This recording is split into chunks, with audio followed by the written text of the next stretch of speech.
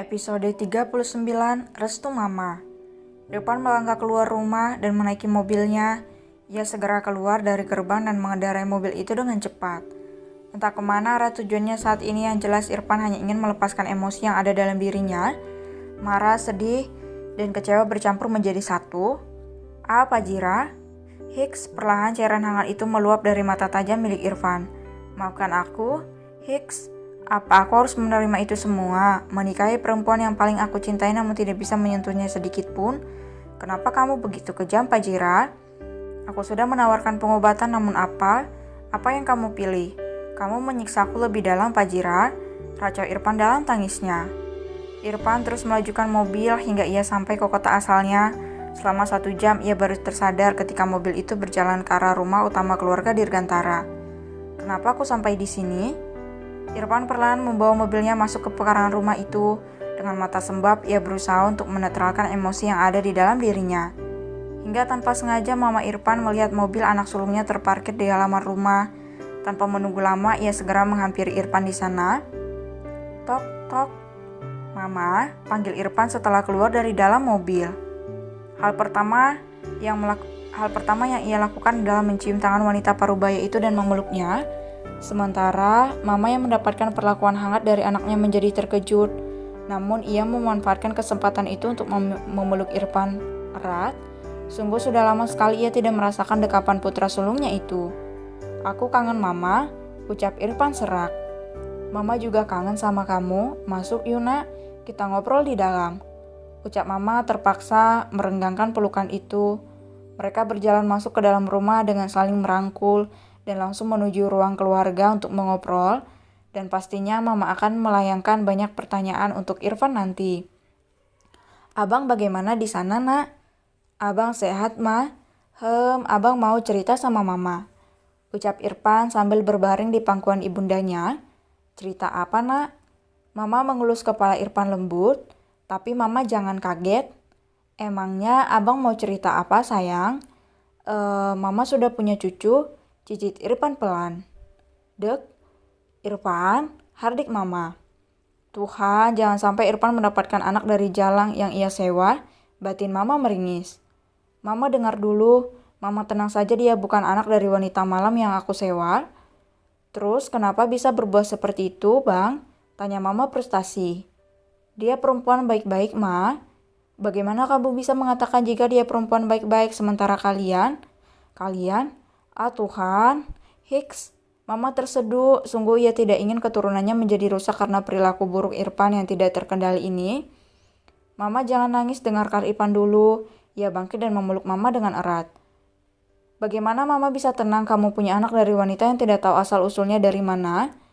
Aku sudah menelusuri latar belakangnya, Ma, dan aku pastikan dia perempuan yang tepat untuk menjadi menantu Mama. Di mana dia sekarang? Dia ada di rumahku, Ma. Kak, kamu serius? Iya, Ma. Mama ingat Pajri, anak kecil yang bisa membuat mesin cuci waktu itu. Dek, apa dia anak kamu? Ucap Mama terkejut. Iya, Ma. Pajri anak abang. Bagaimana bisa? Kamu jangan bercanda, Irfan. Hardik Mama tidak percaya. Irfan menceritakan kejadian malam yang panas bersama Fajira dan bagaimana keadaan perempuan itu saat ini. Irfan juga mengatakan jika Fajira tengah menempuh pendidikan kedokteran saat ini. Mamanya terdiam mendengar cerita Irfan. Ia bisa merasakan bagaimana menjadi Fajira yang berjuang sendiri membesarkan anaknya. Terus, apa langkah selanjutnya yang akan kamu lakukan? Abang mau menikahinya, Ma. Aku harap Mama merestuiku. Mama gak tahu mau ngomong apa lagi. Apa kamu sudah mengatakan ini kepada dia? Sudah, Ma. Tapi ada hal yang membuatku merasa berat. Apa, Nak?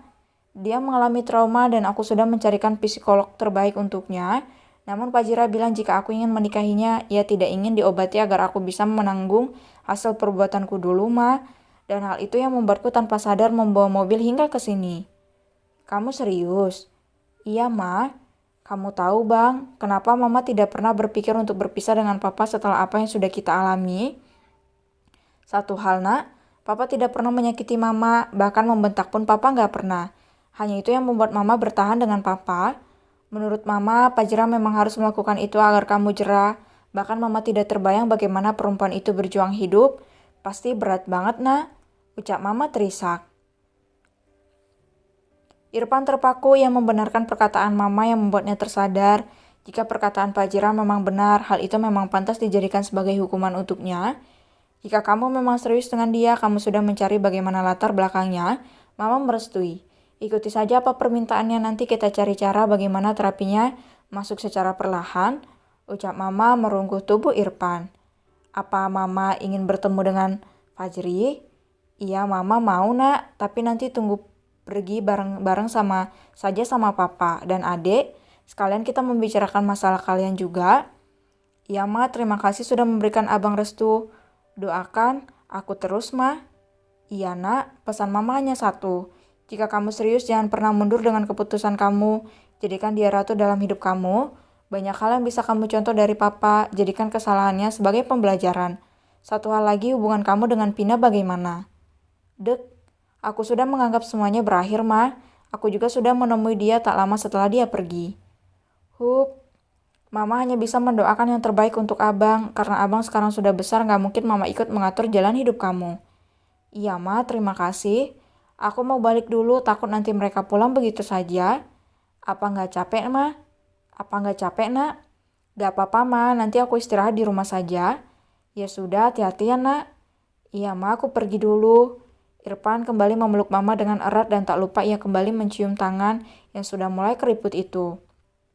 Mama menatap kepergian Irfan dengan mata yang berkaca-kaca. Tuhan, lindungilah anakku. Semoga perempuan itu memang yang terbaik untuknya. Permudahkanlah jalan mereka, Tuhan. Mama kembali melangkah masuk ke dalam rumah dan beristirahat. Sementara Irfan kembali memacu mobil dengan cepat menuju pulang ke rumahnya yang berada di kota seberang. Ia merasa sangat lega setelah bercerita dengan ibunda tercintanya. Hati Irfan semakin mantap untuk meminang sang pujaan hati, walaupun ia terpaksa harus menerima syarat dari Fajira tadi.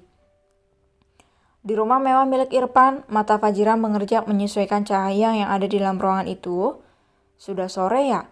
Kemana laki-laki itu?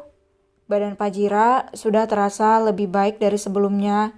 Ia melihat ada semangkuk sup yang sudah dingin dan beberapa cemilan yang ada di sana. Bibirnya sedikit melengkung mengingat usaha Irfan untuk membujuknya. Kenapa hatiku melemah dengan perlakuan manisnya? Apa aku harus membuka hati untuk mempertahankan hati? Fajira menatap Fajri yang masih terlelap. Tidak biasanya pria kecil itu tidur seharian seperti ini. Apa mungkin karena lelah atau terlalu bahagia? Entahlah, yang pasti hari ini begitu emosional bagi mereka. Perlahan, Fajira turun dari tempat tidur dan berjalan menuju kamar mandi untuk menyegarkan tubuhnya. Setelah selesai, ia kembali menatap sup yang sudah dingin itu. Sepertinya enak kalau dipanaskan lagi, ucapnya tersenyum. Perlahan, Fajira mengangkat sup menggunakan nampan dan membawanya menuju dapur. Sepanjang perjalanan, ia dipanggil dengan sebutan Nyonya oleh para ART di rumah itu. Bukannya senang, Fajira malah merasa sungkan dan canggung dengan panggilan barunya. Permisi, ucap Fajira ketika sampai di dapur. Nyonya, ada yang bisa Bibi bantu? Ini saya mau menghangatkan sup ini, Bi, apa boleh? Bolehnya, sini saya panaskan. Nggak apa-apa, biar saya saja. Nya, nanti saya kena marah sama Tuan. Nggak apa-apa, biar Bibi kerjakan yang lain saja ya. Baik, Nyonya, nanti panggil saya saja jika butuh sesuatu. Fajira memanaskan sup itu dan mencobanya. Not bad. Begitu ucapannya ketika mencoba rasa dari sup buatan Irfan.